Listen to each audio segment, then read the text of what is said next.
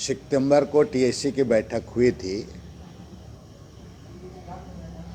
और इस बार टीएससी की बैठक में जितने भी निर्णय लिए गए, हमें लगता है कि विगत 20 वर्षों के जितने भी टीएससी का बैठक हुआ उस बैठक में इतने महत्वपूर्ण निर्णय नहीं लिया गया। कई एक महत्वपूर्ण निर्णय लिए गए हैं, तब है कि उसको सही तरीके से मीडिया में ब्रीफिंग नहीं होने के कारण, या तो माननीय मंत्री जी तो ब्रीफिंग ज़रूर किए, लेकिन कुछ चीज़ों को शायद उनके द्वारा नहीं कहा गया। लेकिन जितने भी निर्णय रहे हैं वो निर्णय इस बार अपने आप में आदिवासियों के लिए एक बहुत ही बड़ा निर्णय जिसको माना जा सकता है। तब है चाहे आपका वो ज़मीन का मामला हो, आदिवासियों को लोन से ऋण के संबंधित मामला हो, भाषा से संबंधित मामला हो, साहित्य से संबंधित मामला हो, ये तमाम चीज़ें बोलिएगा तो इन चीज़ों पर चर्चा हुई और महत्वपूर्ण निर्णय भी लिए गए। तब इसको मैं सोशल मीडिया वगैरह में देख रहा हूँ कि इसको गलत तरीके से इंटरप्रेट किया जा रहा है। देखिए, इस बात को लोगों को, हमारे जो विशेषकर आदिवासी भाइयों को इस बात को जानना है, समझना है कि विशेष सत्र बुला करके माननीय मुख्यमंत्री जी ने झारखंड विधानसभा से सरना कोड को पारित करा करके भारत सरकार को भेज दिया है। अब भारत सरकार को इसमें पहल करने की ज़रूरत है और जो बरसों से जो आदिवासियों की जो मांग है उस मांग को उसको पूरा करे, चूँकि उनके भी मैनिफेस्टो वगैरह में, चुनाव में मैनिफेस्टो में, उनका मैनिफेस्टो में था कि एक तरह की बातें, भ्रांतियां लोग फैलाते हैं। हम लोगों में टीएससी में ये निर्णय लिया कि टीएससी के माननीय सदस्य लोग, हम राज्यपाल को भी इसके लिए ज्ञापन सौंपेंगे कि महामहिम महोदय, आप भारत सरकार को, केंद्र की सरकार को इसके लिए आप के माध्यम से यहाँ आदिवासी की भावना को उसको अवगत कराएं। टीएससी के लोग, और टीएससी के लोग ही दिल्ली जा कर के राष्ट्रपति, प्रधानमंत्री से मिलने जैसी बात, योजना बन रही है पूरा। अब इसको दूसरे तरीके से सोशल मीडिया में दिग्भ्रमित कर जैसे चीज़ों को लोग के द्वारा चलाया जाता है।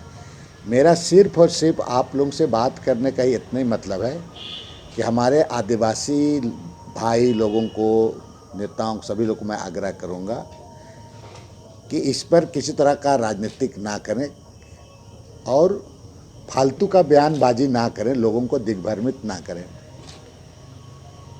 जो लोकतंत्र में जो प्रक्रिया है, हम टीएससी के मेंबर, टीएससी एक बहुत महत्वपूर्ण संवैधानिक संस्था है। मुख्यमंत्री जी अपने मिल लिए, क्या किए, ये एक अलग बात है। तब है कि विधानसभा से पारित हो गया है, अब तक इस पर क्या कार्रवाई हो रही है, नहीं हो रही है, इन तमाम चीज़ों को लेकर हम लोग महामहिम राज्यपाल के पास जाएंगे ताकि राज्यपाल महोदय इसको अपने स्तर से महामहिम राष्ट्रपति तक प्रेषित करेंगे। फिर हम लोग टीएससी के ही मेंबर, हम लोग राष्ट्रपति के पास भी जाएंगे।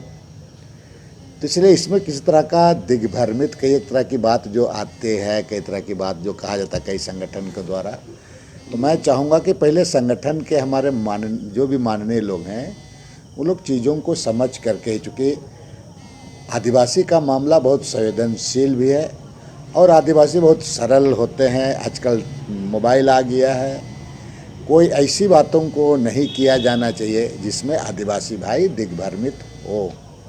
ये सभी लोगों को मिल करके ईमानदारी से इसके लिए आगे लड़ने की ज़रूरत होगा, तो सब लोग अपने अपने स्तर से लड़े और इसको मुकाम तक पहुंचाए। लेकिन राज्य सरकार ने जो यहाँ बिल पारित करके भेजा गया है उसको केंद्र में भी उसको प्रेशर दे करके इस पर एक इशू बनना चाहिए और केंद्र सरकार को भी इसको संज्ञान में लेके इस दिशा में कार्रवाई शुरू करनी चाहिए। बिल प्रस्ताव पारित हुआ, उसमें आपकी भी मुख्य भूमिका रही।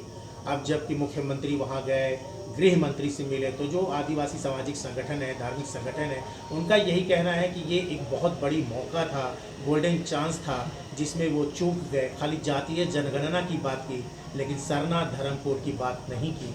बोल रहे हैं लोग कि हम लोगों ने टकटकी लगाई थी कि इस बात को हमारा बेटा राज्य का मुख्यमंत्री कहेंगे, लेकिन ऐसा कुछ नहीं है। ये देखिए क्या परिस्थिति हो रहा है, चूँकि राज्य सरकार चलाते हैं, यहाँ पर गैर बीजेपी सरकार है।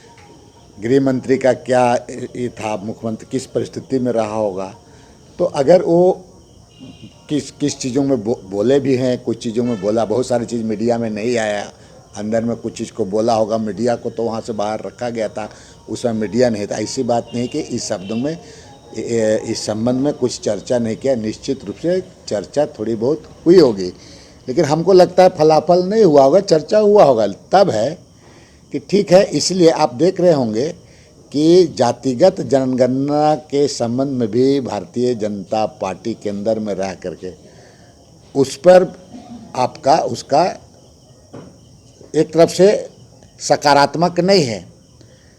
आपने देखा होगा कि जो उन्होंने अपना शपथ पत्र सुप्रीम कोर्ट में भी दिया, तो इसमें भी आपका सही तरीके से इन बातों को सुप्रीम कोर्ट में भी नहीं दिया उनके द्वारा।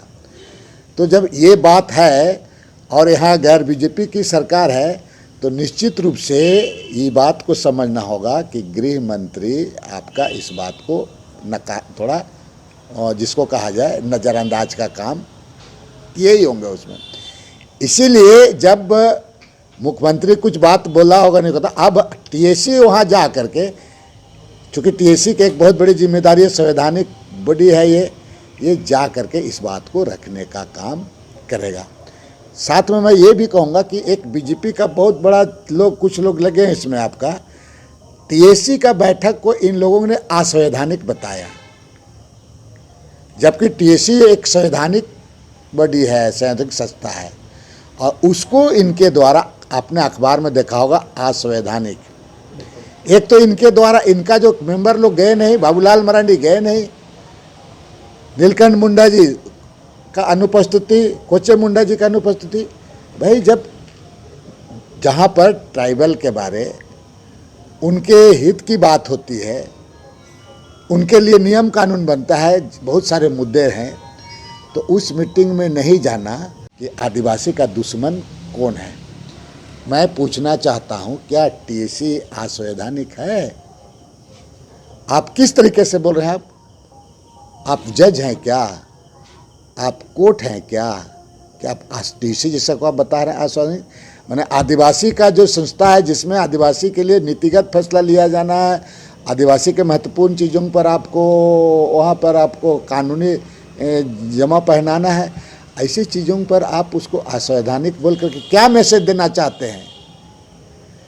इससे साफ पता चलता है कि आदिवासियों का ये लोग भला इनसे ना होगा, ना करना चाहता है, और ना आपका ये लोग आदिवासी का पूरा दुश्मन की तरह है। पूरी चीज़ों को अगर आप देखेंगे इस प्रदेश में, तो कोई भी ऐसा काम बता दे भारतीय जनता पार्टी जो कि आदिवासियों के लिए हुआ है, बता दे उनके 5 साल के शासनकाल में।